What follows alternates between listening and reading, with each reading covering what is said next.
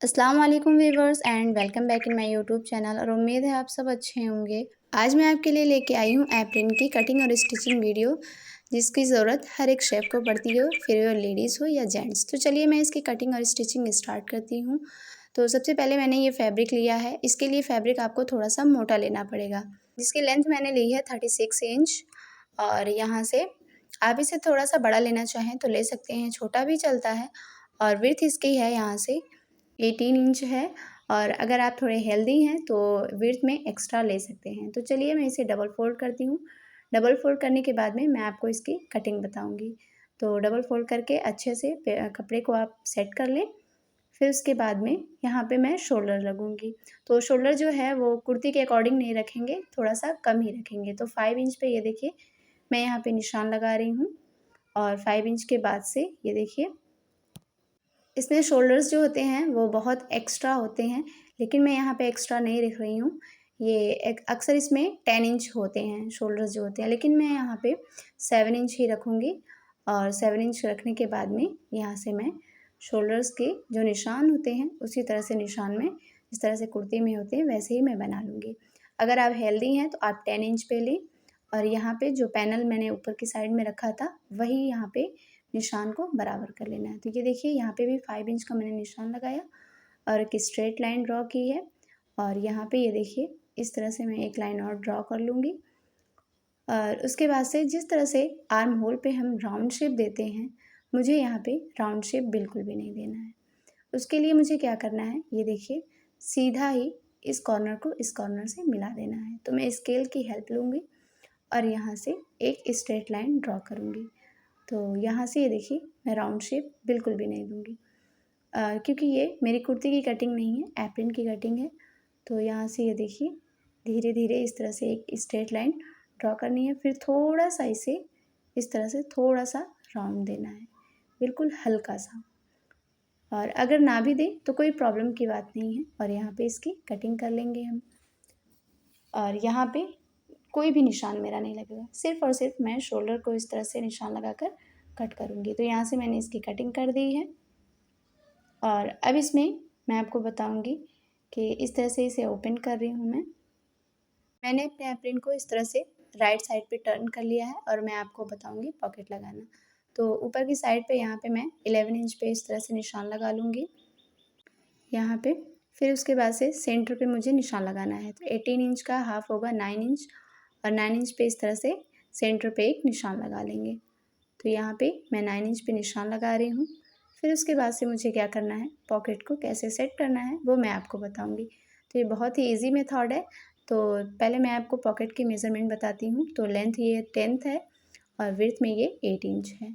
तो इसको मैं कैसे सेट करूँगी वो मैं आपको बता रही हूँ। तो पॉकेट को इस तरह से डबल फोल्ड करना है और सेंटर में ये देखिए इस तरह से सेट करना है। सेट करने के बाद में यहाँ पे मैं इस तरह से इसे टर्न कर रही हूँ। और यहाँ पे स्टिच करने से पहले मैं इसे यहाँ पे इस तरह से फोल्ड करके एक रफ सिलाई लगा लूँगी। स्टिच करने से पहले आपको करना है ये। तो उससे पहले मैं एप्रिन के शोल्डर्स को और यानी कि होल राउंड जितना भी इसका है मैं उसे स्टिच कर लूँगी। तो इस तरह से इसे टर्न करना है, यानी डबल इस तरह से फोल्ड करना है। फोल्ड करने के बाद में इजीली मैं इसे स्टिच कर लूँगी। तो यहाँ से चलिए मैं स्टार्ट करती हूँ इसको स्टिच करना। तो यहाँ पे कोई भी चीज़ें जो है छूटेंगी नहीं, सारी चीज़ें मुझे इजीली स्टिच करनी है। तो यहाँ पे वन साइड मैंने स्टिच कर लिया है और ये देखिए वन साइड मेरा इस तरह से अभी स्टिच करना है। तो चलिए मैं आपको बताती हूँ। ये देखिए डाउन साइड पे मैंने स्टिच कर लिया है। अब दूसरी साइड पे भी मुझे इस तरह से स्टिच करना है। तो ये देखिए थोड़ा सा मैं इस तरह से ले रही हूँ और यहाँ से ये देखिए इस तरह से हल्का सा टर्न करना है डबल फोल्ड पे। और डबल फोल्ड करते हुए यहाँ पे मुझे थोड़ा थोड़ा सा पकड़ते हुए अपनी एप्रिन को स्टिच कर लेना है। यहाँ पे ये देखिए मैं थोड़ा थोड़ा सा ले रही हूँ और लेते हुए अपनी एप्रिन को इस तरह से स्टिच कर दे रही हूँ।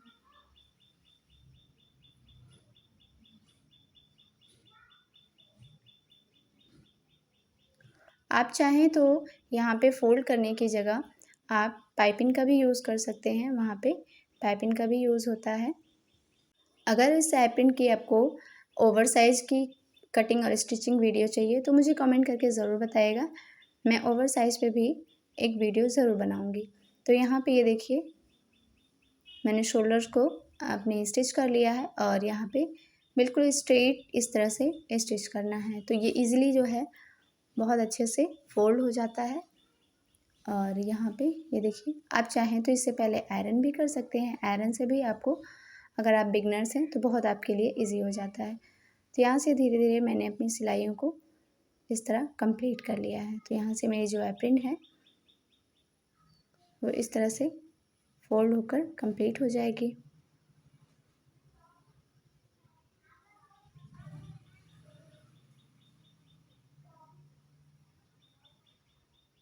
यहाँ से ये देखिए मेरी एप्रन जो है वो स्टिच हो चुकी है। तो अब मैं आपको बताऊंगी पॉकेट लगाना। तो सेंटर पे ये देखिए मैंने जो निशान लगाया था उसे डार्क कर लिया है और अपने पॉकेट को डबल फोल्ड करके इस तरह से लिया और यहाँ पे इसे इस तरह से रखना है और यहाँ पे टर्न करना है। टर्न करने के बाद में उससे पहले आपको किनारे किनारे फोल्ड करना है, जैसा कि मैंने आपको पहले बताया था। यहाँ पे इस तरह से पकड़ना है और इस तरह से आपको स्टिच कर लेना है और ऊपर की साइड में आपको इस तरह से पकड़ते हुए स्टिच करना है, यानी कि जैसे पकी सिलाइयाँ लगाते हैं। तो यहाँ पे ये देखिए मैंने इसे स्टिच कर लिया है और ऊपर की साइड में इस तरह से स्टिच किया है जहाँ पे ओपन होगा पॉकेट मेरा। तो डबल सिलाइयों के साथ मैंने इसे स्टिच किया है और ऊपर की साइड पे और सेंटर पे इस तरह से अपने पॉकेट को लेना है और एक चॉक के हेल्प से यहाँ पे निशान लगा लेना है। तो चॉक के निशान लगाने के बाद में ये देखिए दोनों निशानों को इस तरह से मैच करना है और एक पिन के हेल्प से यहाँ पे मैं इसे स्टिच कर दे रही हूँ। और दूसरी साइड पे भी मुझे अपने पिन को इस तरह से सेट कर लेना है। सेट करने के बाद में यहाँ पे अब आपको सिलने में कोई भी प्रॉब्लम नहीं होगी। तो धीरे धीरे आपको इस तरह से स्टिच कर लेना है और स्टिच करने के बाद में रफ सिलाइयाँ जो हैं वो आप बाद में खोल दीजिएगा और ऊपर की साइड में यहाँ पे स्टिच नहीं होगा, बाकी चारों तरफ आप सिलाई कर सकते हैं। तो ये देखिए यहाँ पे मैंने ओपन किया हुआ है। अब स्ट्रिप लेंगे हम और यहाँ पे इस तरह से देखिए स्ट्रिप को कट कर लेना है। बचे हुए फैब्रिक पे मैं इस तरह से अपने स्ट्रिप को कट कर रही हूँ। तो यहाँ से ये देखिए सारे स्ट्रिप मैंने कट कर ली है और यहाँ पे इसे स्टिच करके रख लिया है और इसके विड्थ जो है वो 1.5 इंच में है और यहाँ से इस तरह से फोल्ड करना है। फोल्ड करने के बाद में दोनों स्ट्रिप को रेडी कर लेना है, यानी मुझे 3 स्ट्रिप की ज़रूरत पड़ेगी यहाँ पे। तो 3 स्ट्रिप मैंने लिया हुआ है और ये देखिए यहाँ पे ये जो 2 स्ट्रिप है ये मेरी हिप के लिए है, हिप साइड पे रखेंगे और ये मेरे शोल्डर के लिए है। तो छोटी वाली स्ट्रिप जो है वो आप अपने अकॉर्डिंग रखें, आपको शोल्डर्स पे कितना ढीला रखना है। तो यहाँ पे जो मेरी लेंथ में जो बड़ी हुई थी उसको मैं स्टिच करूँगी, तो उससे पहले मैं निशान लगा लूँगी कि कहाँ पे उसे स्टिच करना है। तो ये देखिए इस तरह से स्केल को रखना है और 15 इंच पे, यानी आप ऊपर भी लगाना चाहें तो ऊपर भी लगा सकते हैं, यानी मैं यहाँ पे 15 इंच पे लगा रही हूँ और 15 इंच पे निशान लगाने के बाद में उसी पे मैं बड़ी वाली जो मेरी स्ट्रिप थी उसको इस तरह से नीचे की तरफ रखते हुए मैं स्टिच कर लूँगी। अब जो मेरी छोटी वाली स्ट्रिप होगी उसको भी मैं आपको अभी बताऊँगी। तो ये देखिए यहाँ पे इस तरह से इसे स्टिच कर लेना है और दूसरी साइड पे उस पाइपिंग को इस तरह से रखेंगे और उसे स्टिच कर लेंगे।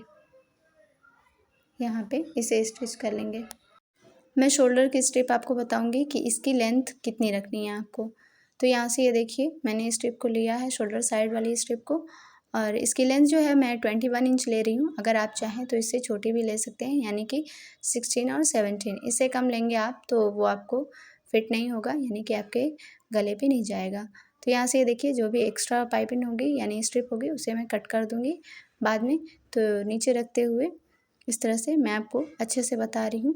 तो फैब्रिक को अपने ये देखिए यहाँ से मैंने सेट किया है और यहाँ पे रखना है आपको स्ट्रिप और इस तरह से यहाँ पे स्ट्रिप को रखना है, यानी कि बस 1.5 इंच दोनों साइड में छोड़ते हुए इस तरह से सारी स्ट्रिप को स्टिच कर लेना है। तो मेरी एप्रन जो है वो इस तरह से रेडी हो चुकी है। मुझे कमेंट करके ज़रूर बताइएगा कि आज की मेरी वीडियो आपको कैसी लगी। फिर मिलते हैं किसी नेक्स्ट वीडियो में, तब तक अपना ख्याल रखिए। अल्लाह हाफिज़।